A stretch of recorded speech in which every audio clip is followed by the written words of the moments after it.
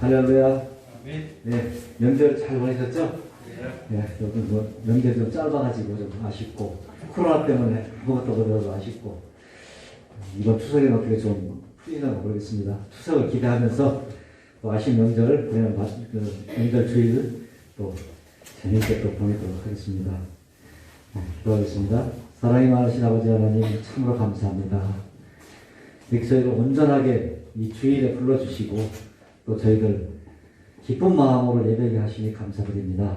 아버지 하나님, 저희 이 코로나가 바로 속히 물러가서 주님께서 치유해 주셔서 다음 명절에는 우리 즐겁게 우리 찬양할 수 있는, 마음 놓기 찬양할 수 있는 그런 시간이 되게 하여 주시옵소서.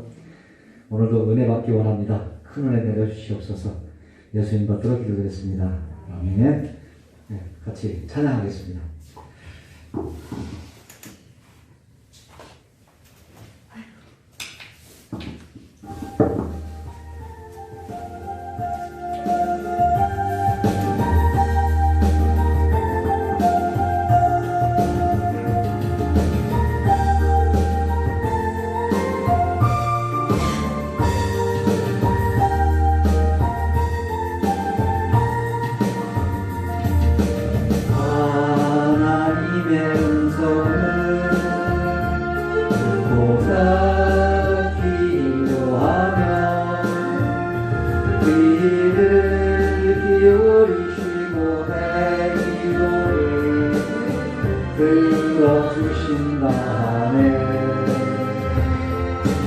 기쁜 덩이와 수렁에서 끌어주시고 나의 발을 반석 위에 세우시사 나를 튼튼히 하셨네. 새 노래로 부르자라 하나님께 올릴 새 노래로 부르라 하나님의 사랑을 주를 의지하고 교만하지 않으며 거짓에 치우치지 아니하며 복이 있으리라. 여호와 나의 주는 크신 권능의 구주라. 주의 크신 권능으로 우리를 사랑하여 주시네. 새 노래로 하나님께 올릴 찬송을 새 노래로 부르자 하나님의 사랑을. 아멘. 네, 하나님께서 우리들을 사랑하실 믿죠? 하나님께서 우리만을 사랑하십니다.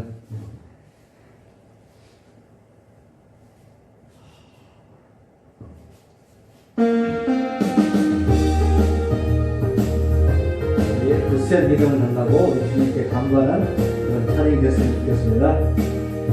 나 주의 믿음 갖고 홀로 걸어도 나 주의 믿음 갖고 노래 부르네. 높은 구름 몰아치고 하늘 덮어도 나 주의 믿음 갖고 실망치 않네. 주는 내 친구 진실한 친구 끝날까지도 주를 믿으리. 높은 구름 몰아치고 하늘 덮어도 나 주의 믿음 실망치 않네. 주의 믿음 갖고 홀로 걸어도 나 주의 믿음 갖고 노래 부르네. 폭풍 구름 몰아치고 하늘 덮어도 나 주의 믿음 갖고 실망치 않네. 주는 내 친구, 진실한 친구, 끝날까지도 주를 믿으리. 폭풍 구름 몰아치고 하늘 덮어도 나 주의 믿음 갖고 실망치 않네. 아멘. 우리 인생에 폭풍 구름이 몰아치더라도 주님 한 번만을 믿고 가라니 성도들이었으면 좋겠습니다.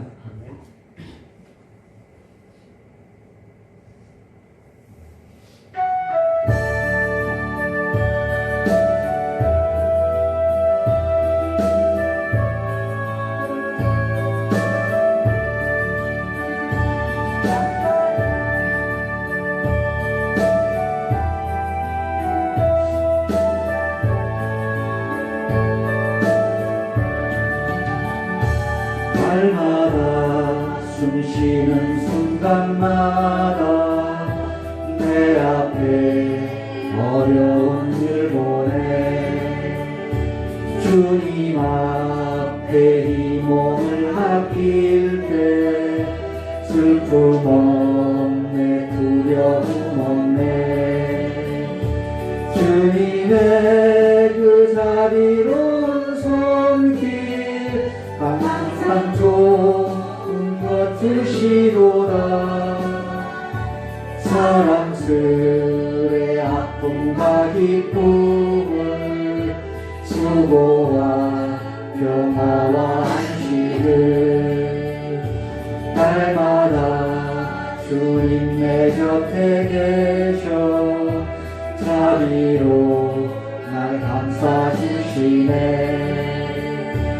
주님 앞에 이 몸을 맡길 때 힘주시네, 위로한 주네. 어린 나를 품에 안으시사 항상 편안함 주시도다. 내가 살아 숨을 쉬는 동안 살피신다 약속하셨네. 인생의 어려운 순간마다 주의 약속 생각해보네. 내 맘속에 믿음 잃지 않고 말씀 속에 위로를 얻네. 주님의 도우심 바라보며 모든 어려움 이기고나 흘러가는 순간순간마다 주님 약속 새겨봅니다.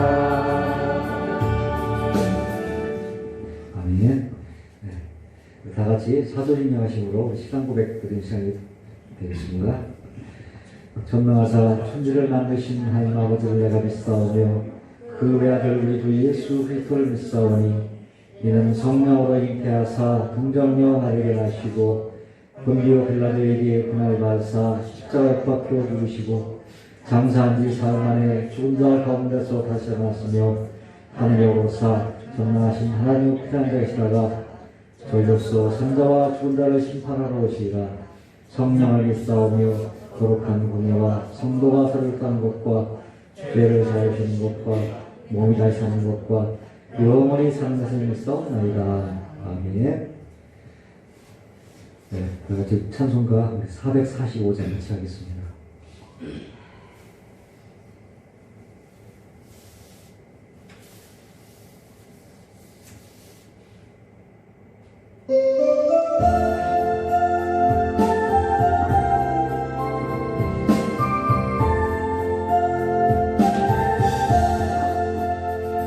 산을 넘어 험곡에 가도 빛 가운데로 걸어가며 주께서 항상 지키시기로 약속한 말씀 변치 않네.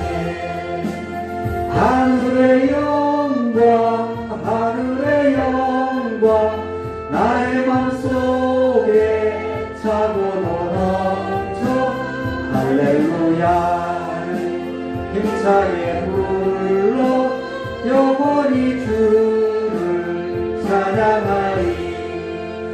캄캄한 밤에 아닐지라도 주께서 나의 길 되시고 나에게 밝은 빛이 되시니 길 잃어버릴 염려 없네. 하늘의 영광 하늘의 영광 나의 맘속에 차고 넘쳐 할렐루야 힘차게 불러 영원히 주를 찬양하리. 간명한 그리 마음에 받아 찬란한 천국 바라보고 할렐루야를 힘차게 불러 날마다 빛에 걸어가리. 하늘의 영광 하늘의 영광 나의 맘속에 차고 넘쳐 할렐루야를 힘차게 불러 영원히 주를 찬양하리.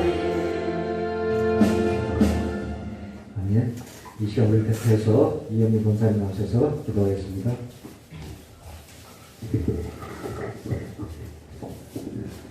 사랑과 은혜가 많으신 하나님 아버지, 오늘도 귀한 하나님의 자녀들이 하나님의 전에 아버지 예배드리게 하시니 감사합니다.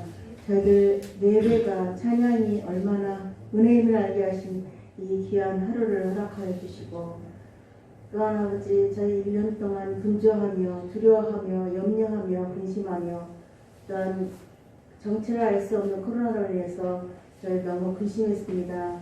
그러나 하나님이 눈떠나신 보호하심으로 저희를 지켜주시고 두려움보다도 감사가 염려보다도 기쁨으로 하나님께 말씀으로 채워주시니 감사합니다. 다시 한번 2021년도에는 정말 무엇을 기도해야 될지, 무엇을 하나님께 드려야 될지, 무엇으로 하나님께 나아가야 될지 아버지 근심합니다. 그러나 하나님께서는 저에게 주신 그 말씀으로 새 힘을 얻고 또 말씀으로 다시 한번 다짐하고자 저희들 결단하오니 주님 저희들을 불쌍히 여주시고 긍휼해 주셔서 하나님 은혜로만 채워주기를 오늘도 간절히 구합니다. 이 예배가 얼마나 귀한지를 새삼 느끼게 하며 예배를 통해서 아버지 만나지 못하는 형제들에서 기도하는 것이 얼마나 귀한 것인지를 오늘도 한번 하나님께 아버지 알게 하시니 감사합니다. 저희들 입술을 찬양으로 아버지 항상 지켜주시고 저희들 눈동자를 말씀으로 한번 지켜주시옵소서. 세상의 근심보다는 하늘을 우러러 하나님 바라보며 기뻐하며 감사할 수 있는 하루하루가 되게 하여 주시옵소서. 아버지 세계가 노동치며 세계가 흔들리고 있습니다. 어떻게 봐야 될지 세상에 어떻게 돌아갈지를 저희들 알 수 없사오나 있는 이곳에서 하나님 앞에 찬양하며 정말 하나님께 감사하며 지금 고난은 장차 올 영광에 비할 수 없다고 말씀하셨사오니 저희 고난을 잘 이겨낼 수 있도록 함께하여 주시옵소서. 우리 세상에 앞으로 아버지 세상들을 우리 청년들이 이겨낼 수 있도록 믿는 자들이 하나님 앞에 하나하나 무릎 꿇어 회개하며 하나하나 하나님 앞에 아버지 아래일 때 하나님께서 저희들을 불쌍히 해주셔서 모든 것을 협력과 선을 이룰 걸 믿사오니 주님 저희들을 함께하여 주시옵소서. 우리 청년들을 붙들어 주시옵소서. 앞으로 나아갈 우리 어린 양들을 붙들어 주시옵소서. 저희들 주님 앞에 다시 한번 무릎 꿇어 간절히 기도하는 나날들 되게 하여 주시옵소서. 정말 한 사람 한 사람이 말씀으로 채워지지 않으면 파도가 노동치 흔들리는 것을 느낍니다. 주님 저희들 늘 함께하여 주시옵소서. 오늘도 말씀을 전하는 우리 목사님을 붙들어 주시고 우리 성도들을 하나 돼서 말씀으로 아버지여 정말 승리하게 하여 주시옵소서. 주님 저희들도 늘 주님을 사랑하며 그 사랑이 주님의 사랑이 더욱더 크기를 오르도 간절히 구합니다. 오늘도 감사하며 예수 그리스도 이름으로 기도드렸습니다. 아멘.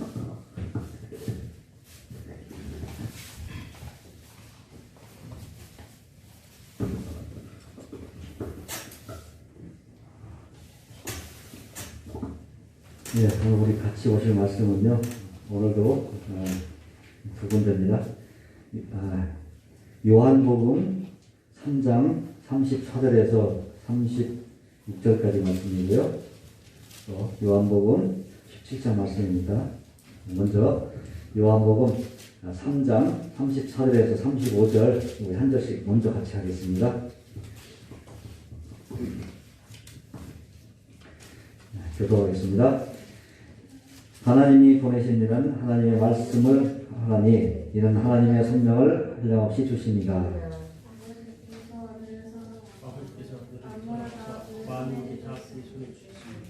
아들을 믿는 자에게는 영생이 있고 아들에게 순종하지 아니한 자는 영생을 보지 못하고 도리어 하나님의 진노가 그 위에 머물러 있느니라. 또 17장입니다. 17장 1절에서 3절까지 말씀입니다.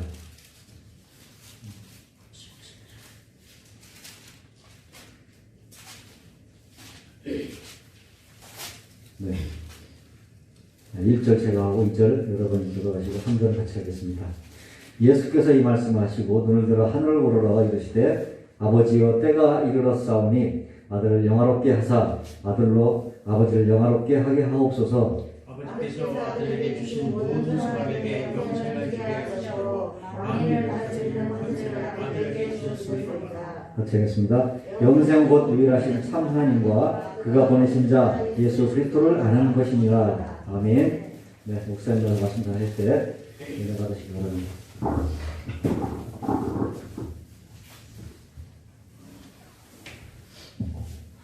자, 기도하도록 하겠습니다.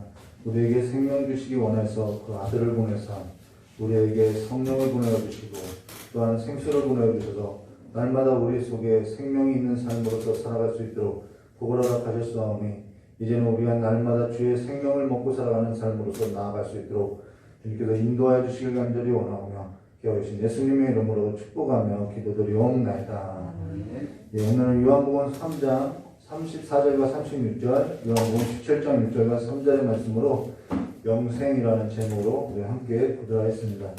4개월 정도 사도들의 신앙 고백인 이 사도신경을 보면서 우리가 한 가지 알게 된 사실이 뭐냐면은 신앙 고백은 그냥 고백이 아니라 선포인 동시에 행동이었고 삶이었다는 것을 우리가 보게 되었죠. 그러나 사도신경에 있어서 선포와 삶이라는 것은 우리가 이 사도신경을 지금 믿음으로 고백하고 있지만은 우리가 지킬 수 있느냐? 내가 의지로, 내 결단으로, 내 생각과 내 수단과 내 방법으로 내가 지킬 수 있느냐? 어느 것 하나 지킬 수 없다라는 것을 우리가 보게 된다는 것입니다. 우리가 어느 것 하나 믿을 수 없고 어느 것 하나 지킬 수 없다라는 것이죠. 오직 성령께서 우리 안에서 행하시는 것으로서 성령이 아니면은 우리는 고백도 할 수 없고 우리는 행동할 수도 없다라는 것입니다. 그래서 성령이 아니면은 예수를 주라고 시인할 수도 없는 것이야. 고린도전서 12장 3절 말씀에 그러므로 내가 너희에게 알리노니 하나님의 영으로 말하는 자는 누구든지 예수를 저주할 자라 하지 아니하고 또 성령으로 아니하고는 누구든지 예수를 주라 할 수 없느니라 라고 말하였다는 것입니다. 그래서 나는 성령을 믿사오며 라는 것으로서 계속 우리가 그 성령 안에서의 믿음, 그 성령께서 행하시는 것을 보았다는 것이죠. 이뿐만 아니라 우리로 하여금 또 말하기도 하시는 분이 누구냐면은 성령 하나님이라는 것입니다. 마태복음 10장 19절과 20절에 너희를 넘겨줄 때에 어떤 어깨 또는 무엇을 말할까 염려하지 말라. 그때 너희에게 할 말을 주시리니 말하는 이는 너희가 아니라 너희 속에서 말씀하시는 이 곧 너희 아버지의 성령이시라 라고 말씀하셨다는 것입니다.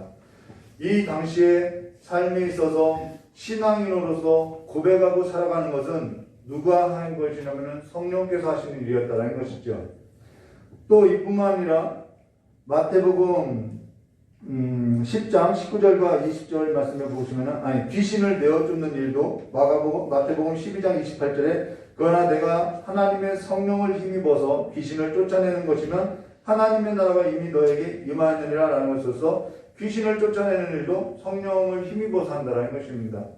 그리고 성령께서 우리에게 말씀을 전하고 듣게도 한다는 것이죠.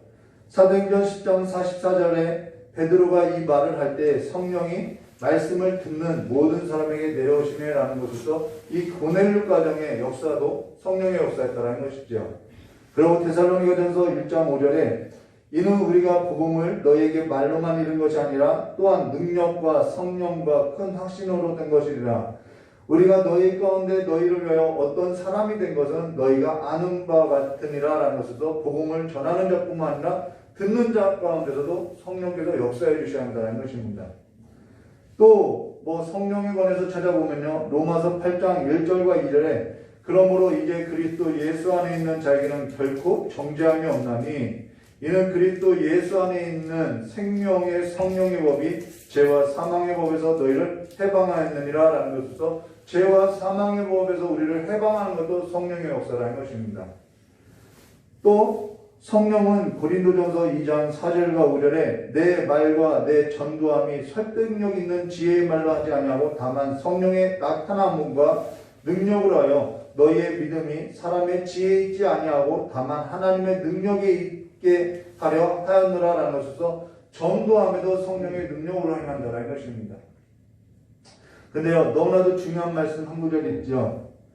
우리가 수요예배죠. 수요예배 때 아버지의 마음에 관해서 잠깐 보았는데 고린도전서 2장 10절에 오직 하나님의 성령이 이것을 우리에게 보이셨으니 성령은 모든 것 곧 아버지의 깊은 것까지도 통달하시니라 라는 것에서 성령이 아니고서는 아버지의 뜻을 알 수 없다라는 것입니다. 그리고 13절에 우리가 이것을 말하거니와 사람의 지혜가 가르치는 말로 아니하고 오직 성령께서 가르치는 것으로 하나님의 하니 영적인 일은 영적으로 분별하느니라 라는 것에서 하나님의 일을 분별하는 것이 영적인 일을 분별하는 것이 누가 해주셔야 하는 거냐면 성령께서 도와주시는 일이라는 것입니다. 요즘 가장 심각한 문제가 뭐냐면 이 분별력, 이 분별함이라는 것입니다. 사람들이 분별한다고 하지만은 분별하지 못하고 있다는 거예요. 기독교 강요를 이제 앞으로 저와 여러분이 이제 나눌 것인데요. 기독교 강요를 보았더니 포스트 모던 시대에 있어서 지금과 같죠. 진리를 상식하고 자기 감성에 맡긴 시대로서, 자기 감성에 맡긴 시대가 포스트 모던 시대죠. 자기 감성에 맡긴 시대로서 죄로 오염된 사람의 감성이 자기 감성에 충실한 것에서 분별을 잃고 쾌락주의로 가서 멸망에 이르겠다, 이것을 말해주고 있다는 것이죠.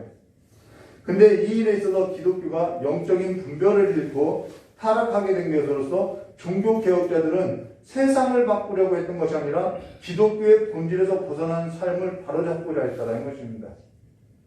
근데 그 일에 있어서 중심이 되었던 것이 뭐냐면 성경이라는 거예요. 말씀으로 돌아가자, 그 운동이었다는 것이죠. 그래서 칼빈은 제네바에 가서 이 성경을 가르쳤을 때 그 제네바 가장 타락한 쾌락을 추구했던 그 도시가 춤이나 카드놀이나 주사위놀이나 선술집이 없어졌고요. 연애도 무도회도 불건전한 노래도 부르는 일이 없어졌다라고 한다는 것이죠. 교회나 가정이나 길에서도 그러한 모습을 볼 수 없을 만큼 개혁되었음을 말해줬다는 것입니다. 그럼 우리가 다시 한번 해야 할 일은 성경으로 돌아가서 뭘 해야 하냐면 분별하고 살아가는 삶이라는 것이죠. 자, 성경은 근데 이 일을 누가 하냐면은 성령이 행하여 주신다라는 것입니다.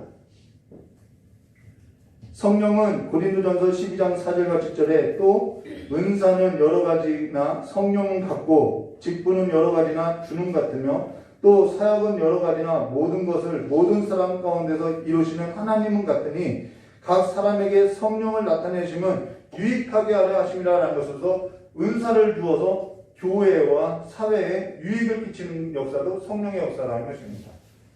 성령은 우리로 하여금 또한 약속의 보증이 되어주시고 우리로 하여금 거룩하고 깨끗하고 중생하게 하며 그리스도와 연합한 삶으로서 그리스도께로 인도한다는 것이죠. 그래서 갈라디아서 5장 17절에 육체의 소욕은 성령을 거스리고 성령은 육체를 거스르나니 이 둘이 서로 대적함으로 너희가 원하는 것을 하지 못하게 하려 함이라라고 말씀하고 있다는 것입니다. 그래서 우리 안에 갈등을 일으키죠. 그래서 22절과 24절에 오직 성령의 열매는 사랑과 희락과 화평과 오래 참음과 자비와 양성과 충성과 온유와 절제니 이 같은 것을 금지할 법이 없느니라는 것에서 열매 맺는 것도 누가 해주시는 일이라면 성령으로 행한다는 것입니다. 성령이 아니고서는 아무것도 할 수 없다라는 거죠. 오직 성령이 아니면은 하나님께서 우리에게 은혜로 주신 것을 알 수도 없고 경험할 수도 없다라는 것입니다. 내 결단으로 내 의지로 할 수 있는 일이 아니라는 거예요. 내 방법과 내 수단으로 얻어낼 수 있는 것이 아니라는 것입니다. 오늘 영생을 믿습니다라는 것은 성령이 아니면은 얻을 수 없는 일이라는 것이죠. 거듭남과 또 그리스도와 연합하여서 살아가는 그 모든 삶에 있어서 하나님께서 우리를 구속해 주신 그 구원의 역사에 있어서 성령이 아니면은 할 수 없는 일이라는 것입니다. 그러면 사도신경에 있어서 영원히 사는 것을 믿습니다 또는 세번역에 영생을 믿습니다라고 하는 것이 뭔지 볼 것인데요. 사실 영생이 뭐냐? 물으면요 모른다라는 것입니다. 영생이 뭐지? 모르고 살아가고 있다라는 것이요. 모르니까 어떻게 되냐면 우리는 영생이 뭔지 모르니까 내가 생각하는 대로 살아간다라는 것이죠. 사람들은 영생을 얻기를 원해요. 근데 정작 영생이 뭔지 모르고 있다라는 것이죠. 그러고 나서 자신이 생각했던 것과 다르다고 말을 한다라는 것입니다. 자신이 생각했던 것과 다르다고 하고 자신에게 익숙한 삶에 있어서 벗어나려고 하지 않는다라는 것이죠. 내가 생각하는 영생은 이런 거야 라는 그 익숙함에서 벗어나려고 하지 않는다라는 것입니다. 우리가 익숙하기 때문에 내가 알고 있다고 생각하고 있지만은 사실 익숙하기 때문에 제대로 알지 못하고 왜곡되어 있는 경우들이 너무나도 많이 있다는 것이죠. 교회 안에서 영생이라는 단어는 많이 들었어요. 그래서 우리에게 익숙해요. 근데 정작 그 영생이 무엇인지 모르고 있다는 것이죠. 그리고 그 영생이라는 것이 왜곡되어 있다는 것입니다. 그러면서 영생이 뭐냐라고 하면은 죽지 않고 영원히 사는 것으로서 이해한다는 것이죠. 아니면은 우리가 죽고 나서 저 천국에서 영원히 사는 거라고 이해한다는 것입니다. 우리가 금요 예배 때 어렵게 요한복음을 바쳤는데 요한복음에서 영생이라는 단어가 무려 20회나 나온다는 것입니다. 근데 그 영생에 있어서 우리가 정확히 모르고 있다는 거예요. 영생은 얻고 싶은데 영생이 뭐지? 정작 모르고 있다는 것이죠. 그래서 영생에 관해서 이야기하면은 내가 생각했던 것과 다른데 라고 하고 받아들이지 않는다는 것이죠. 우리가 잘 아는 요한복음 3장 16절 하나님이 세상을 이처럼 사랑하사 독생자를 주셨으니 이는 그를 믿는 자마다 멸망하지 않고 영생을 얻게 하려 하심이라 라고 했는데 그 영생이 뭐냐는 거죠. 내 생각했던 것은 영원히 사는 것이 영생이냐? 그런데 요한복음 5장 39절에 너희가 성경에서 영생을 얻는 줄 생각하고 성경을 연구하거니와 이 성경이 곧 내게 대하여 증언하는 것이라 라는 것에서 영생은 예수 그리스도를 말해주고 있다는 것입니다. 근데 우리는 그만큼 성경을 연구하느냐? 그렇지 않다라는 것이죠. 그러고 내가 생각하는 대로 말하고 내가 생각하는 대로 사고하고 살아가는 것으로서 무엇을 잃게 되냐면은 영적인 분별력을 그래서 잃게 된다는 것입니다. 이 영적인 분별력은 성경에서 오는데 성경이 무엇을 말하는지는 우리는 바라보지 않고 내가 생각하는 그 사고대로 말하기 때문에 그것이 성경이라고 생각하고 있다는 거죠. 우리는 영생을 얻기를 바라지만 정작 성경에서 말하는 영생이 뭔지 모르고 있다는 것입니다. 그러면서 성경이 뭐라고 하는지에 있어서 귀를 기울이지 못하고 있다는 것이죠. 요한복음 11장 1절과 44절의 말씀해 보시면 죽은 나사로가 다시 살아날 때에 그의 누이들이 했던 말이 뭐냐면은 요한복음 11장 24절에 마르다가 이르되 마지막 날 부활 때에는 다시 살아날 줄 내가 아나이다 라는 것을 써. 부활 때에는 사람들이 다시 살아날 것, 나중에 살아날 것을 믿는다라는 거예요. 지금은 아니라는 거죠. 나중에 부활 때에 다시 살아날 줄 내가 아나이다 라는 거죠. 지금 우리의 신앙도, 우리의 구원도, 우리의 영생이라는 것도 죽은 후에 영원히 사는 것으로 알고 있다는 것입니다. 그래서 그 나사로를 살린 그 사건은 나사로를 살린 기적을 보여주려고 하는 것이 아니라 정말 성경에서 말하고자 하는 그 메시지가 무엇인지를 말해주고자 한다는 것이죠. 지금 성경이 말하고자 하는 의도가 여기에 있다는 것입니다. 영생이라는 것은 죽은 후에 영원히 사는 것을 내가 믿습니다라는 것이 아니라는 것이죠. 그게 영원히 사는 것, 영생이라는 것이 단어적으로는 영원히 사는 것 맞아요. 근데 그 영생이라는 것이 영원히 사는 것에만 있다고 하면은 천국에서도 영원히 살고요. 지옥에서도 영원히 사는데요. 물론 그가 한 말은 천국에서 영원히 사는 것을 전제로 한 말이라고 하여도 성경에서 말하는 영생이라는 것은 죽고 나서 천국에서 나중에 영원히 살 것을 말하는 것이 아니라는 것입니다. 그러니까 오늘 지금 내 삶에 뭐가 없는 거예요? 영생이 없는 삶을 살아가고 있다는 것이죠.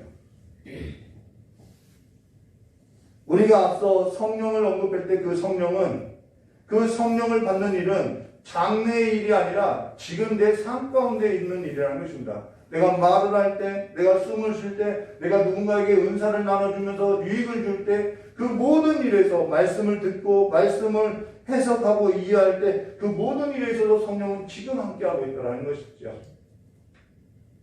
성경에서 말하는 영생이라는 것은 영원히 사는 것을 말하는 것이 아니라 무엇을 말하면 지금 어떤 삶을 사느냐는 거예요. 이게 영생이라는 거예요. 지금 어떤 삶을 사느냐는 거죠. 내가 영생을 얻기를 바랍니다라는 것이 아니라 지금 어떠한 삶을 사느냐라는 것에서 무엇이 있냐면 삶의 질에 있다는 것입니다. 예수를 찾고자 했던 사람들에게 예수님께서 뭐라고 했냐면 요한복음 6장 22절과 27절에 예수께서 대답하여 이르시되 내가 진실로 진실로 너희에게 이르노니 너희가 나를 찾는 것은 표적을 본 까닭이 아니요 떡을 먹고 배부른 까닭이로다. 썩을 양식을 위하여 일하지 말고 영생하도록 있는 양식을 위하여 하라. 이 양식은 인자가 너에게 주리니 인자는 아버지에게 인친자니라 라는 것으로서 썩을 양식을 위하여 일하지 말고 영생하도록 있는 양식을 위하여 하라고 말한다는 것입니다.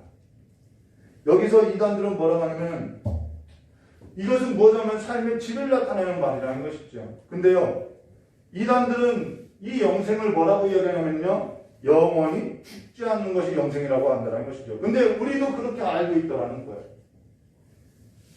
이단의 교리가 영원히 죽지 않는 것이 영생이라고 하는데 성도들도 그렇게 알고 있다는 것이죠. 뭐 신천지의 이만희도 자기가 영원히 죽지 않는다고 이야기하죠. 영생교 이번에 문제 있었죠. 그 영생교도 영원히 죽지 않는다라고 이야기하는 종교가 영생교라는 것입니다. 근데 그들은 성경을 왜곡하고 있기 때문에 이단이라고 하는 거라는 거예요. 성경에서 말하는 영생이 뭐냐면은 우리는 그러면 성경에서 말하는 그 영생을 보아한다는 것이죠. 성경에서 말씀하는 그 영생을 무엇인지 보려면요, 창세기부터 보아하는 것으로 창세기 말씀 보시면요, 창세기 2장 15절과 17절에 여호와 하나님이 그 사람을 이끌어 첫사람 아담을 말하는데요. 에덴 동산에 두어 그것을 경작하게 하며 지키게 하시고 여호와 하나님이 그 사람에게 명하여 이르시되 동산 각종 나무의 열매는 내가 임의로 먹되 선악을 알게 하는 나무의 열매는 먹지 말라. 내가 먹는 날에는 반드시 죽으리라 하시니라 라는 것으로 선악을 알게 하는 나무의 열매를 먹는 날에는 내가 반드시 죽는다라는 거예요. 이때부터 죽음이 찾아오게 된 것이죠. 근데 하와가 뱀의 유혹을 받고 선악을 알게 하는 나무를 먹었어요. 근데 바로 죽었나요? 바로 죽지 않았죠. 만약에 바로 죽었으면 남자가 저 여자 선악 까먹고 죽었네 하고서 안 먹었을 거라는 거죠. 근데 바로 죽지 않았어요. 죄를 지으면 바로바로 죽으면은 사람들이 두려워서 경각심을 갖고 짓지 않을 텐데 바로 죽지 않거든요.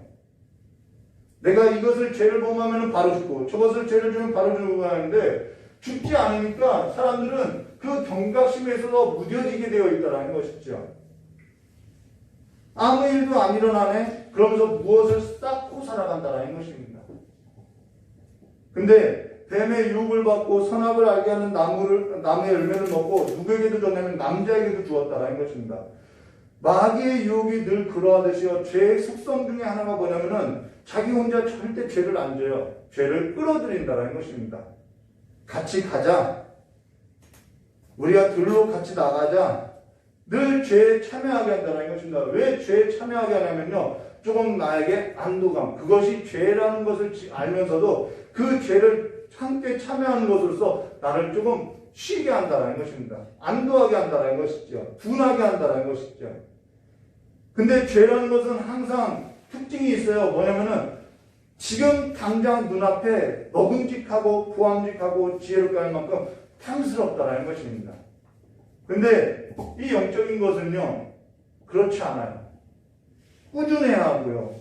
늘 견뎌내야 하고요. 버텨내야 하고요. 그러면서 지금 당장에 그 먹음직하고 보암직하고 지혜롭게 할 만한 곳에 우리는 탐스러운 곳에 넘어지게 되었다는 것이죠.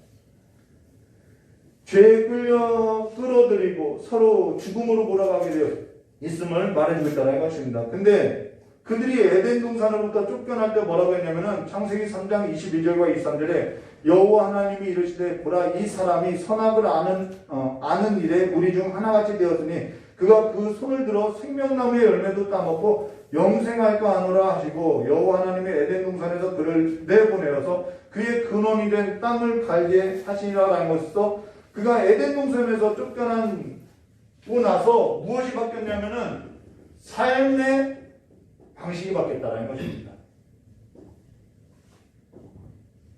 영생이 이것을 말해주고 있다는 거예요. 삶의 질을 말해주고 삶의 방식을 말해주고 있다는 거예요. 에덴에서 쫓겨난 아담의 삶, 그 이후의 모든 사람은 이 삶의 방식이 달라졌다는 것입니다.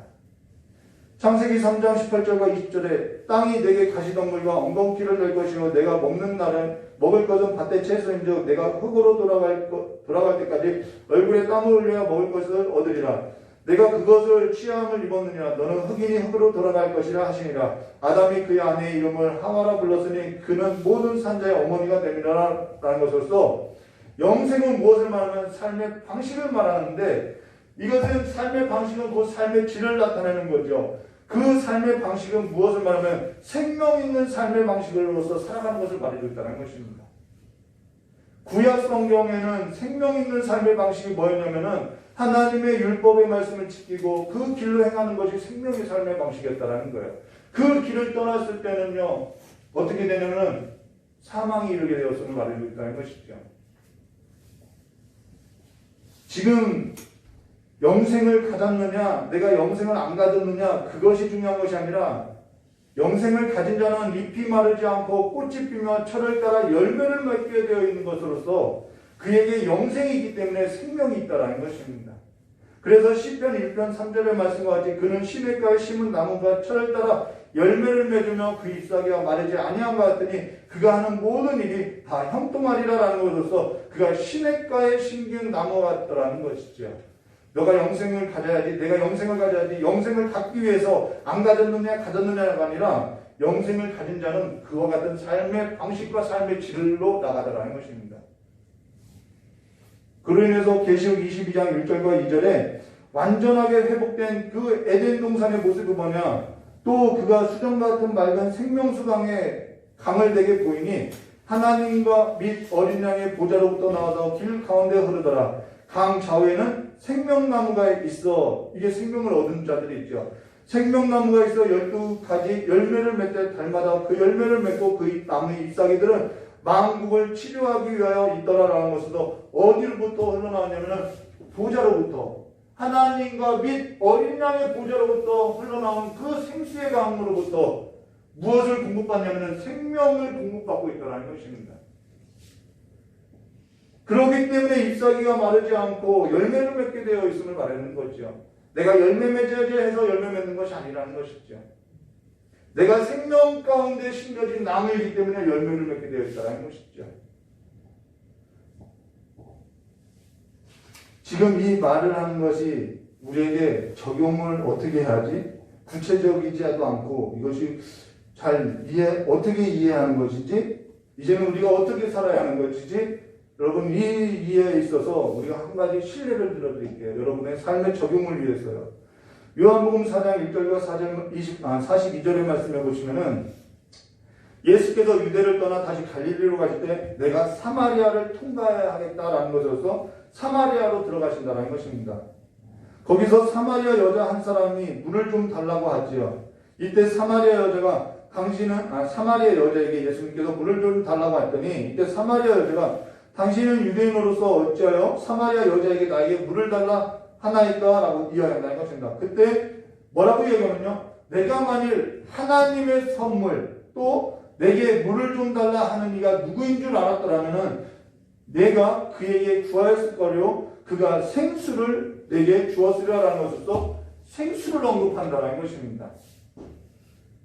그러니까 그 여자가 주여 물 기를 그릇도 없고 이 우물은 깊은데 어디서 당신이 그 생수를 얻겠사옵나이까? 라고 하니까요, 13절과 14절에 이렇게 말씀하죠. 예수께서 대답하여 이르시되 이 물은 마시는 자마다 다시 목마르거니와 내가 주는 물을 마시는 자는 영원히 목마르지 아니하니 내가 주는 물은 그 속에서 영생하도록 솟아나는 샘물이 되리라라는 것에서 여기서도 영생에 관해서 이야기한다는 것입니다. 예수께서 주시는 물은 그 속에서 영생하도록 솟아나는 샘물이 되는 것으로서 영생하도록 솟아나는 샘물임을 말해준다는 것이죠. 그러고 나서 꺼내든 주제가 뭐냐면은 여자가 이르되 주여 내가 보니 선지자소이다. 우리 조상들은 이 산에서 예배하였는데 당신의 말은 예배할 곳이 예루살렘에 있다 하더이다 한지라. 라고 하면서 이때 주제가 무엇으로 바뀌냐면은 예배로 바뀌고 있다는 것입니다. 영생의 삶이 뭐냐고요?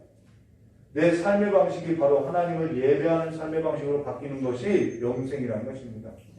생명을 얻은 자들은 하나님 보호자 앞에 나와서 하나님을 예배하는 삶으로서 살아가게 되어 있다는 거예요. 우리의 삶의 방식이 하나님을 예배하는 삶의 방식으로 바뀐다는 거죠.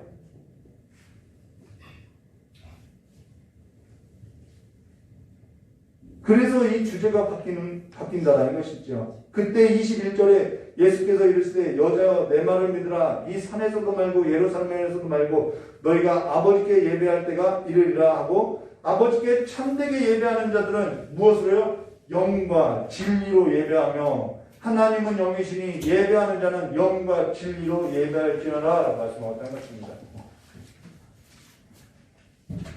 영생이 뭐냐? 생명 있는 삶의 방식을 말하는 것에서 생명 있는 자들의 삶의 방식이 뭐냐? 영과 진리로 예배하는 삶으로서 아버지를 예배하고 산다는 것입니다. 삶의 질이 바뀌었다는 거예요. 영원한 그 아버지를 예배하는 삶으로서 살아간다는 것이죠. 예배라는 것은 생명 있는 자들의 삶의 방식이며 이것은 그냥 종교적인 의무가 아니라는 것입니다. 예전에는 종교적인 의무로서 나와서 예배를 드렸다고 하면은 이제는 내가 생명 있는 자로서 내 삶의 방식이 아버지를 경외하고 아버지를 예배하는 삶의 방식으로 바뀌었다는 거예요. 창세기 2장 15절에 경작하며 지키게 하였더라. 에덴에서 쫓겨나기 전에 에덴 동산에서 하나님께서 아담을 거치고 그 에덴 동산을 경작하며 지키게 하시고라고 한 그 경작이라는 단어가 원래는 예배라는 단어라는 거예요. 아바드라는 말로 예배라는 것이죠. 이 에덴 동산에서 아버지 하나님을 예배하는 삶으로 살았다라는 것이죠. 우리가 앞서 성령께서 하시는 일을 보았던 것으로서 예배 가운데 성령의 역사를 부인하거나 삶에 있어서 성령의 역사를 부인하고 사는 것은 예배가 될 수 없다라는 것이죠. 또한 예배 가운데 진리를 선포하지 않고 삶 가운데 진리를 선포된 이 삶으로서 살아내지 못하는 것도 진정한 예배가 될 수 없죠. 예배하는 자는 영과 진리로 예배해야 하는 것으로서 어느 것 하나도 없어서는 안 되는 문제라는 것입니다. 우리가 공적인 예배에 있어서도 성령의 역사로 그리스도 예수 안에서 아버지의 말씀이 무엇인지 그 진리에 있어서 분별하며 또한 삶에 있어서도 성령을 의지하는 것으로서 그리스도 예수 안에서 예수를 믿고 살아가는 그 삶에서 이제는 아버지의 말씀 그 진리 가운데 행하는 삶으로서 나아가야 할 것을 말해줬다는 것이죠. 그런데 그 일을 누가 해주시냐면은 성령께서 우리를 도와주신다는 것입니다. 그래서 성령과 진리로서 아버지를 예배하는 삶이 되었다는 것이죠. 그랬기 때문에 공적인 예배가 무너지면요, 당연히 삶의 예배에 있어도 무너질 수밖에 없다는 거예요. 공적인 예배의 성령과 진리의 말씀이 선포되어지지 않으면은 삶에서도 무너질 수밖에 없다는 것입니다. 아버지의 말씀이 뭐냐? 아버지의 말씀은 진리인데 그 아버지의 말씀의 핵심의 내용이 뭐냐? 마태복음 22장 37절과 40절로 예수께서 이르시되 내 마음을 다하고 목숨을 다하고 뜻을 다하여 주 너의 하나님을 사랑하라 하셨으니 이것이 크고 첫째 되는 계명이요 둘째도 그와 같으니 내 이웃을 내 자신과 같이 사랑하여 하셨으니 이 두 계명은 온 율법과 선지자들의 강령이라라는 것으로 말하고 있다는 것입니다. 영생이 뭐냐? 삶의 방식이 바뀐 거죠. 그 삶의 방식이 바뀐 것이 뭐냐면 아버지를 사랑하고 내 이웃을 사랑하는 삶의 방식으로서 내 삶의 질이 높아졌음을 말해준다는 것입니다. 이것은 죽어서 행하는 일이 아니라는 것이죠. 영생이 죽어서 저 영원히 사는 거라고 하면 우리는 이와 같은 삶을 살 필요도 없는 거죠. 그런데 영생이 뭐냐? 죽어서 영원히 사는 것이 아니라 생명 있는 삶을 말하고 생명이 있는 자는 생명 있는 삶으로서 살아가게 되어 있음을 말해준다는 것입니다. 아버지의 그 진리의 말씀 가운데 살아가게 되어 있다는 거예요. 그 삶을 누가 인도해 주시냐면 성령께서 인도해 주신다는 것이죠. 하나님께서 그 아들로 말미암아 그 영을 준 자는 그 속에 생명이 있는 자로서 하나님의 생명에 들어간 자는 하나님을 예배하는 자로서 영과 진리로 하나님을 예배하는 자로 생명 있는 삶으로 거듭난 삶의 방식으로 살아갈 것을 말해준다는 것이죠. 그래서요, 믿음이 있는데 삶이 없다? 이거 믿음 아니라는 거예요. 하나님의 말씀을 지켜야 영생을 얻는다? 그 말을 하는 것이 아니라 영생을 얻은 자가 진리의 말씀 가운데 생명수 가운데 살아가는 삶으로서 아버지를 예배하고 주를 섬기며 성령으로 진리의 말씀을 따라 행하는 삶으로서 나아가게 되어 있다는 것입니다. 삶의 그 질과 삶의 방식이 바뀌었다는 거죠. 그러면서 성령으로 말미암아 생명 대신 예수 그리스도의 접붙인 삶으로서 날마다 뭐가 있는 거예요? 열매가 있다라고 말한다는 것이죠. 그 열매는 내 열매가 아니라는 거예요.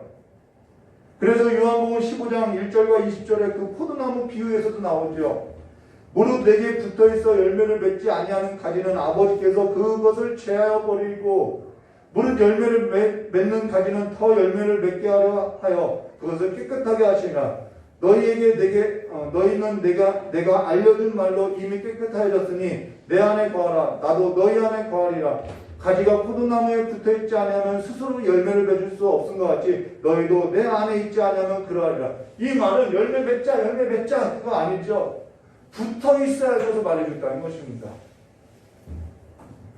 생명 안에서 붙어있으면은 열매 맺게 되어 있다는 것이죠.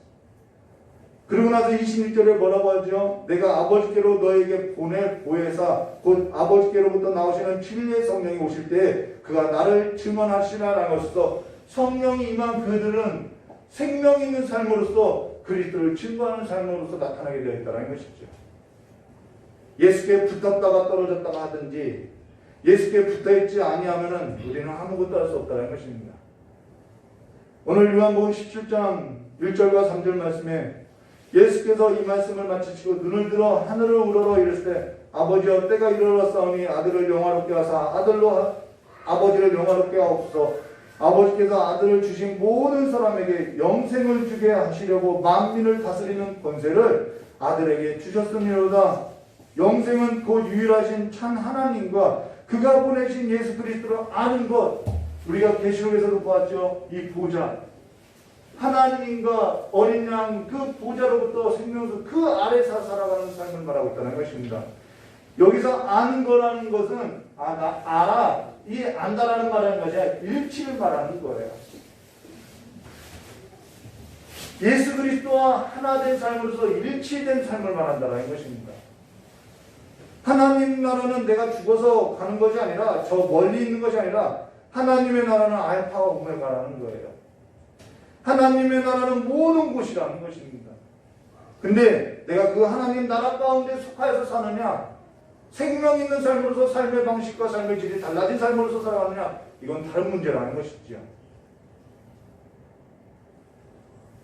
하나님 나라는 하나님과 어린 양의 그 보좌로부터 무엇이 흘러나오냐, 생수행함이 흘러나오고 그 좌우에는 생명나무가 있어 날마다 열매를 맺고 잎이 푸르며 치유의 능력이 있는 것으로서 그 강 좌우에는 생명나무가 있는데, 그 생명나무가 될 수 있는 것은 하나님과 및 어린 양의 보좌로부터 흘러나오는 그 생명수가에 심겨서 날마다 생수를 공급하기 때문이라는 것이죠. 그래서 그 생수가 공급되기 때문에 날마다 그 속에서 뭐가 일어나는 거야? 생명이 넘쳐나게 되어 있음을 말해준다는 것입니다. 성령으로 살아가는 삶은 생명 있는 삶의 방식으로서 살아가게 되어 있음을 말해준다는 것입니다. 성령으로 사는 자는 생명이 있는 삶의 방식으로 하나님의 말씀을 네 가지를 말해요. 이제는 구체적으로 이야기해요. 그럼 이제는 생명이 있는 삶이 뭐지? 생명 있는 그 성령으로 사는 자, 생명 있는 삶의 방식은 하나님의 말씀을 묵상하는 삶이라는 것입니다. 하나님의 말씀을 묵상하는 삶으로서 악인들의 꾀를 따르지 않고 죄인들의 길에 서지 않고 오만한 자리에 앉지 않는 삶으로서 무엇이 되냐면 이제는 분별하는 삶이 된다는 거예요. 앞서서도 언급했었죠. 그래서 분별하는 삶은 또 어떻게 되느냐, 마태복음 12장 35절로 선한 사람은 그 선한 것을 쌓고 선에서 선한 것을 내고 악한 사람은 그 쌓은 악에서 악한 것을 내느니라 라는 것에서 이 분별은 생각하게 되고 사람은 계속해서 그 생각하는 것이 묵상되어지는 것이 무엇으로 나타나면 순종으로 나타나게 되었음을 말해줬다는 것입니다. 나 한번 순종해서 그것을 말하는 것이 아니라 내가 온전해질 때까지, 내가 열매를 맺게 될 때까지, 내가 그리스도의 장성한 분량이 이를 때까지 순종하는 삶으로서 내가 나아간다라는 거죠. 그래서 내 생각이 그 묵상을 통해서 어떻게 되는 거예요? 분별하게 되고 그 묵상을 통해서 사람은 그 선을 쌓고 살아가는 것으로서 행동을 만들어낸다는 것입니다.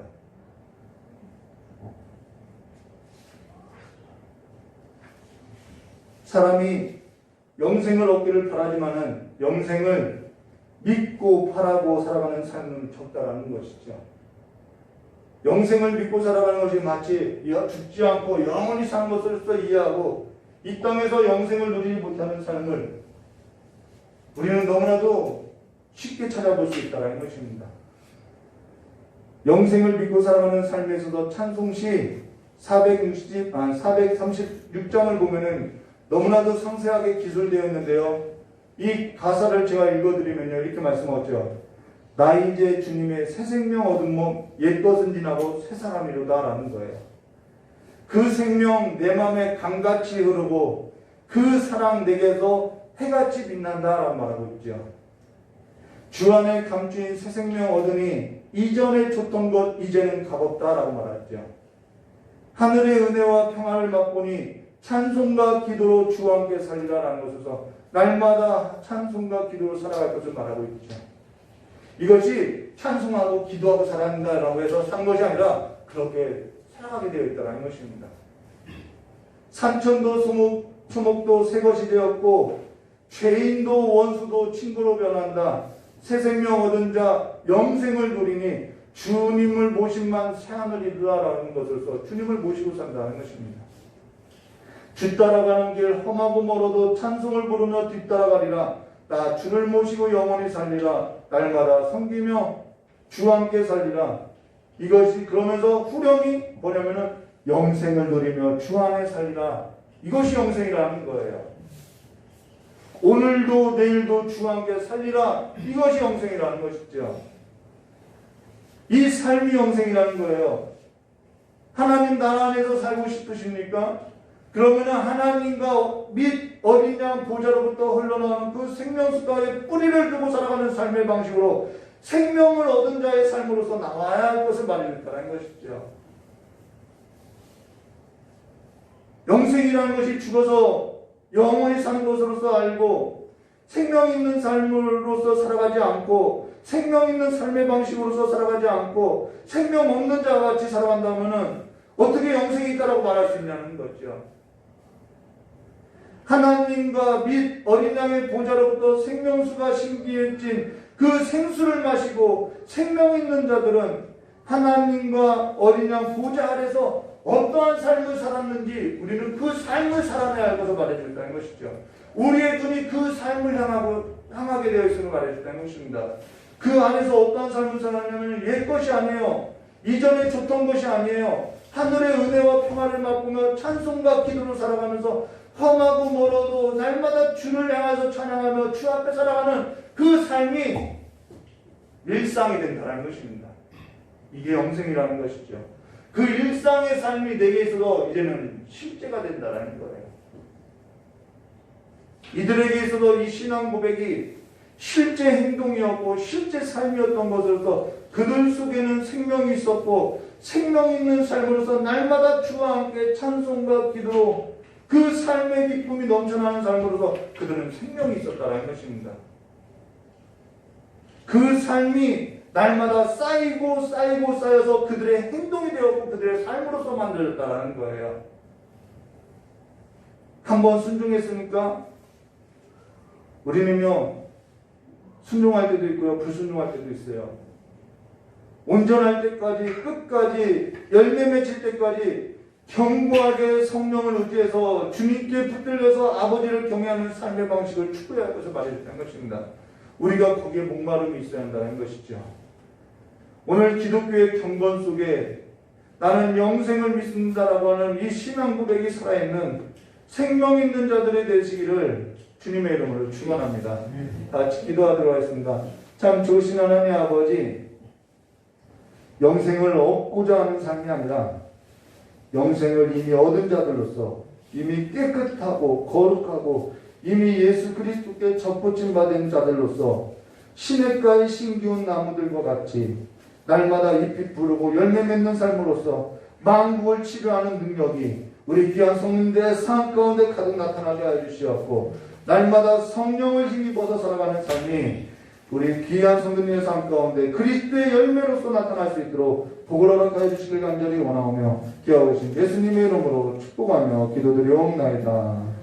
우리 찬송 한 장 부르심에 깨달은 말씀 들고 기도하도록 하겠습니다.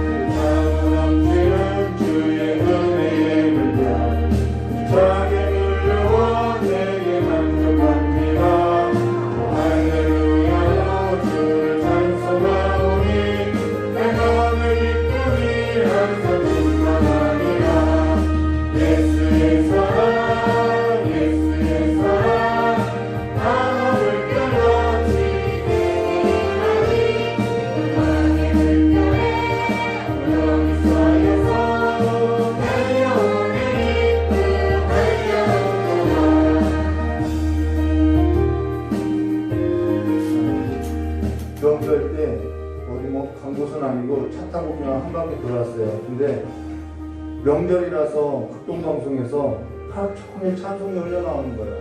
근데 그걸 들으면서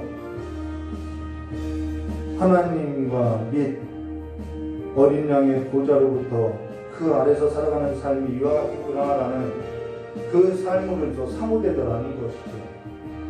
여러분의 삶이 하나님 나라 가운데 살기를 원하고 영생을 얻기를 살고 그 안에서 누리고자 살기를 원한다면 그 삶으로서 들어가시기를 주님의 이름으로 축원합니다.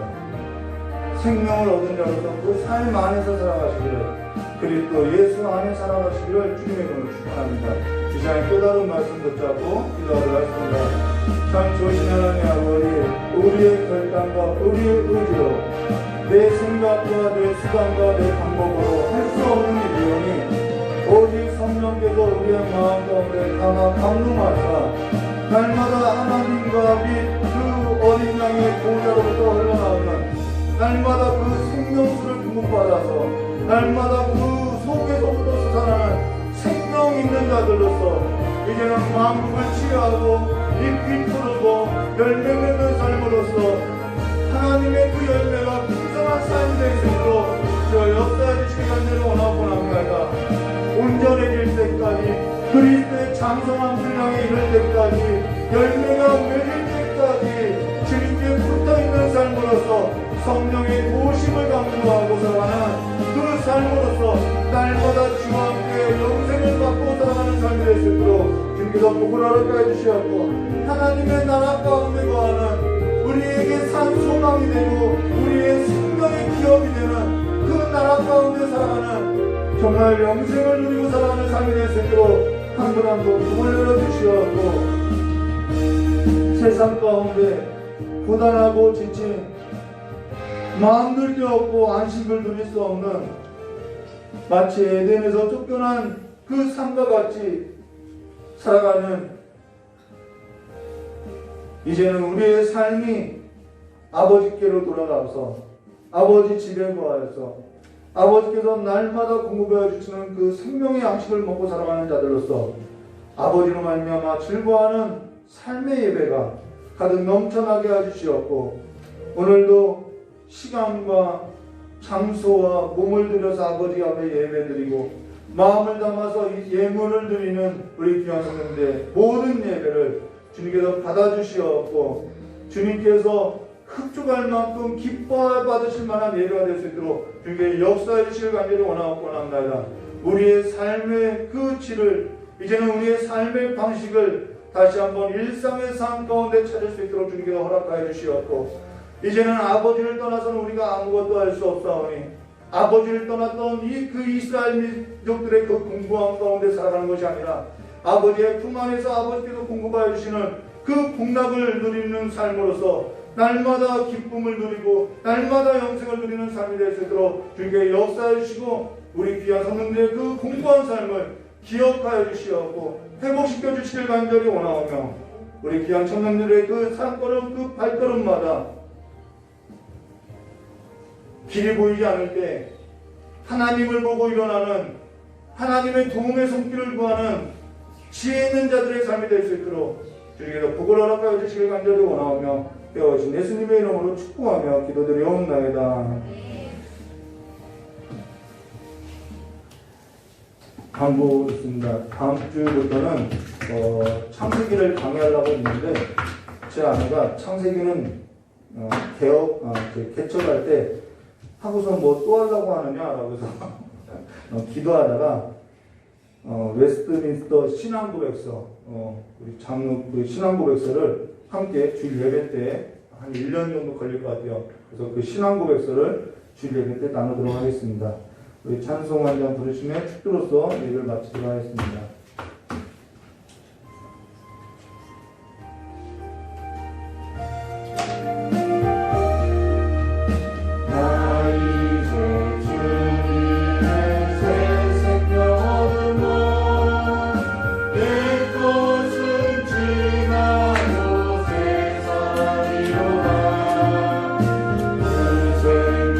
내 맘에 강같이 흐르고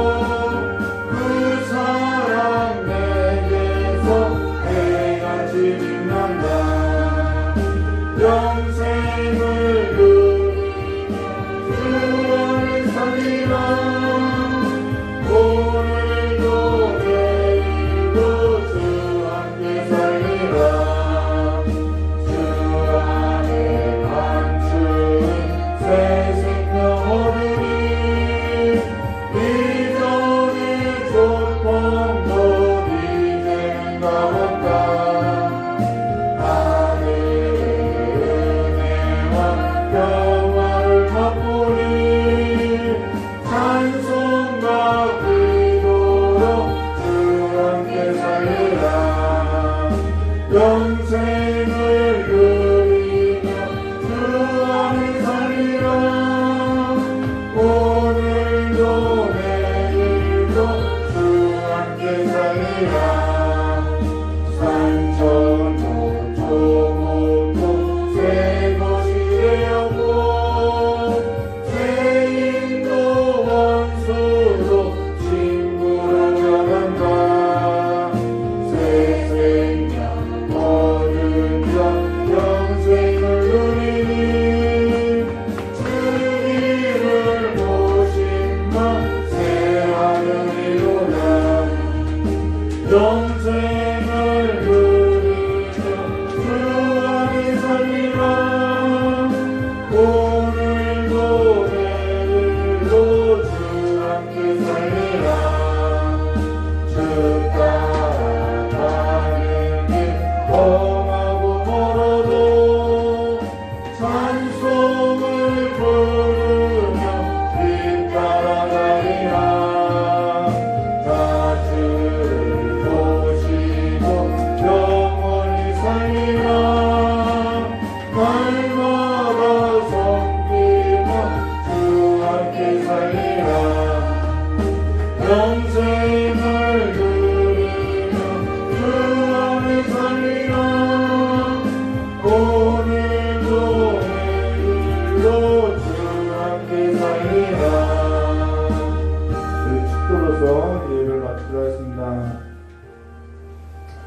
이제는 영생을 얻은 자들로서 주 안에서 날마다 하나님의 그 복락을 누리는 삶이 풍성하여 주기를 주님께서 복을 내려주시기를 주님께서 생명을 주고 내 양으로서 생명을 주고 더 풍성하게 하고자 한다고 하셨사오니 우리 귀한 성도님들의 그 모든 삶이 영생을 얻고 이제는 더 그 영생의 삶이 풍성한 삶으로서 복락을 누릴 수 있도록 복을 허락하여 주시길 간절히 원하오며 기억하신 예수님의 이름으로 축복하며 기도드리옵나이다.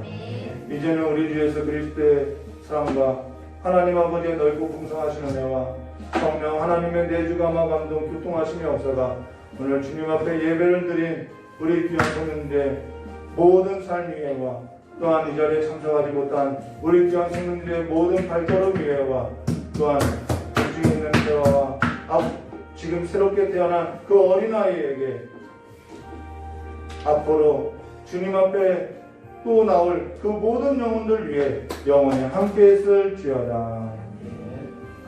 우리 하나님께 영광과 박수 올리겠습니다.